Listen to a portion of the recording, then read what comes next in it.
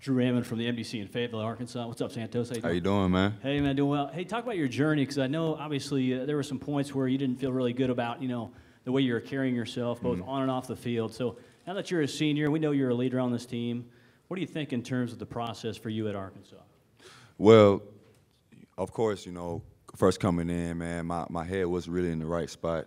I was very bent on my talent and thinking that it could take me so far. So it led to a lot of inconsistency in my life. Being on my own, I kind of fell into that social lifestyle, having the red shirt and everything that really hindered me. And I didn't take the adversity well. Instead I took the negative path. So once I built a relationship with God and got closer with God, that really helped me, with the consistency in my life.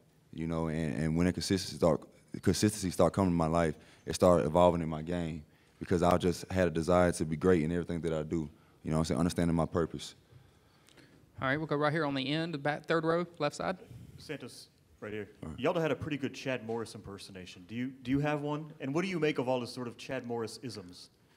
I don't really have a good impersonation of Chad Morris. I know he has a great swagger about himself. I can walk around here and smile and shake hands, if you want me to do that.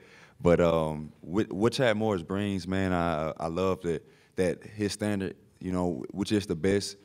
He shows that in everything that he does.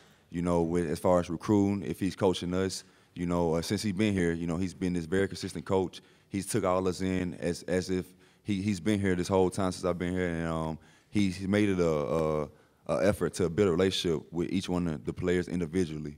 And I really respect Coach Morris and everything that he brings to the table, man. We'll go over here, back right cameras.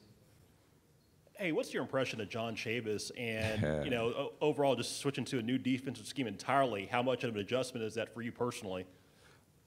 Well, Coach Chavis, I love his aggressiveness, and I love his confidence on the defense side of the ball. Him bringing the 4-3 in and the talent that we have, man, and the pressure that he brings with the 4-3.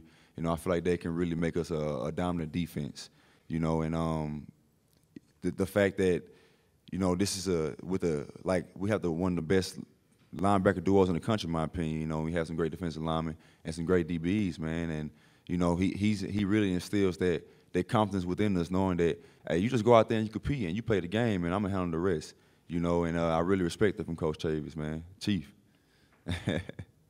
Go over here on the right side, in the middle, back row. Hi, Santos. So you've spent pretty much your entire collegiate career with Coach Bielema. What are some difficulties with a new head coach, and how have you seen the momentum change with Coach Morris?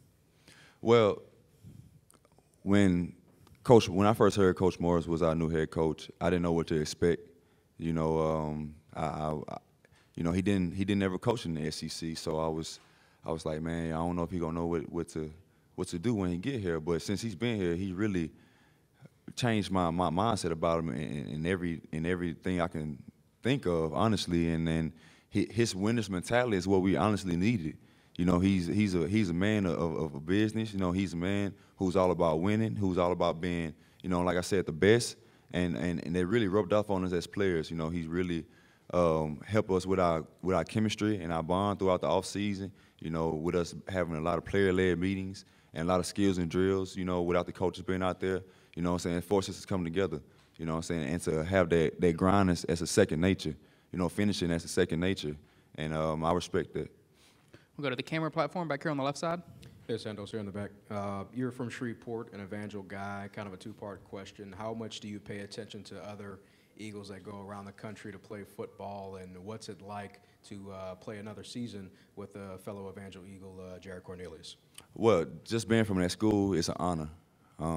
It's a lot of talent. It's a lot of legends that came through that school. A lot of guys still in the NFL who came from that school. And, just me and Jared, being from Shreveport, a lot of guys look up to us because of where we come from, and what we did to get out of there. And it's coming from Evangel, man, which is a prestigious school. It really taught me a lot. It's like a mini college, in my opinion, so it really helped get me ready for the physical transition to college football. And just to see a lot of guys from Evangel still out there competing at the highest level, it's just really just helps you remember where you came from.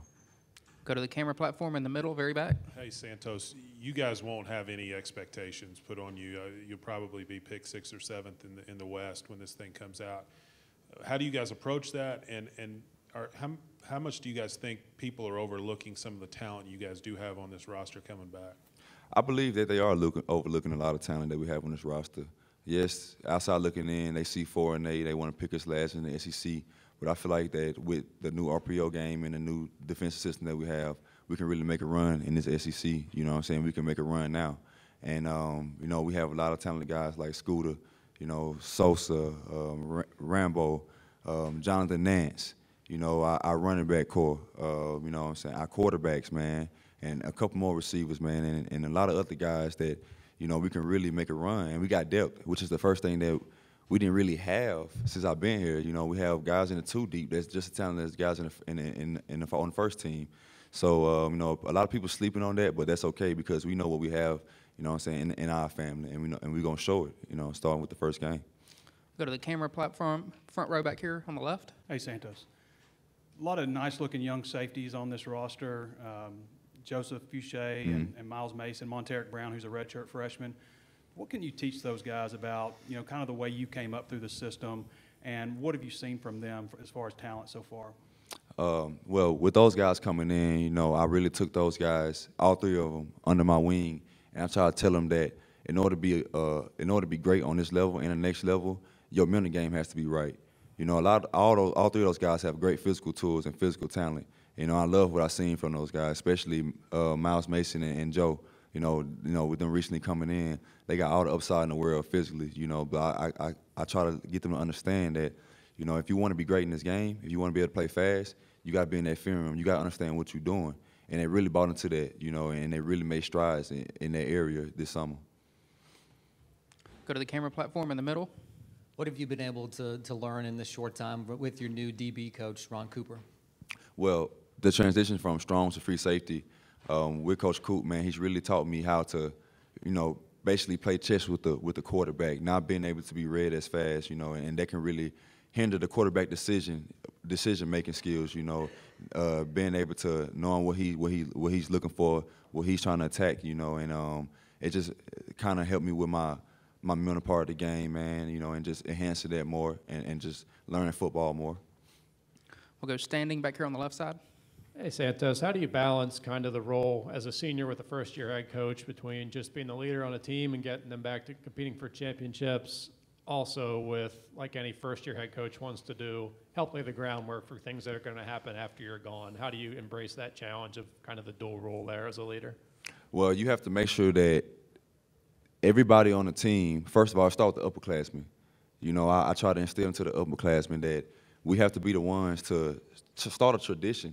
You know what I'm saying? Start a culture. You know, if we want Arkansas to be good for many years after us, we have to make sure that we instill to the younger guys the importance of the little things, the small details and things, and what it takes to win games and, you know what I'm saying, win championships. And, you know, even though we haven't done this since I've been here, we still have that winner's mentality about ourselves. You know what I'm saying? We still have the mentality to be the best, you know, and through the little details of things, man, we try to teach those younger guys that, you know, no matter what role you step into, you got to make sure that you give your all. You have to finish.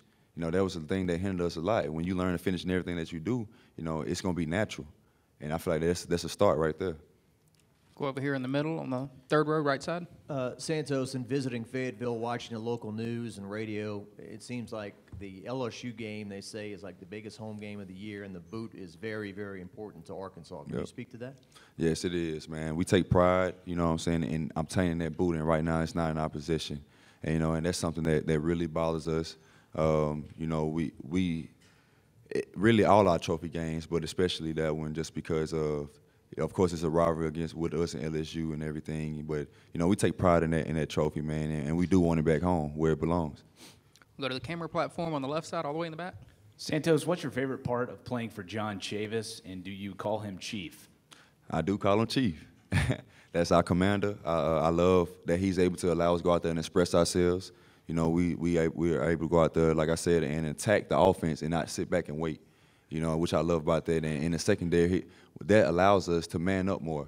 And so at this point, man, it's you and me who gonna win. You know, and that type of competitive spirit, man, really gonna help us thrive in that secondary. You know, and sitting that pressure is gonna help us thrive in the secondary as well. So, you know, I love the mentality that Chief brings. you know, and I love the aggression because it's going to pay off dividends for our whole defense. If you'll raise your hand if you have any other questions, we'll get a microphone to you. We'll go back middle over there.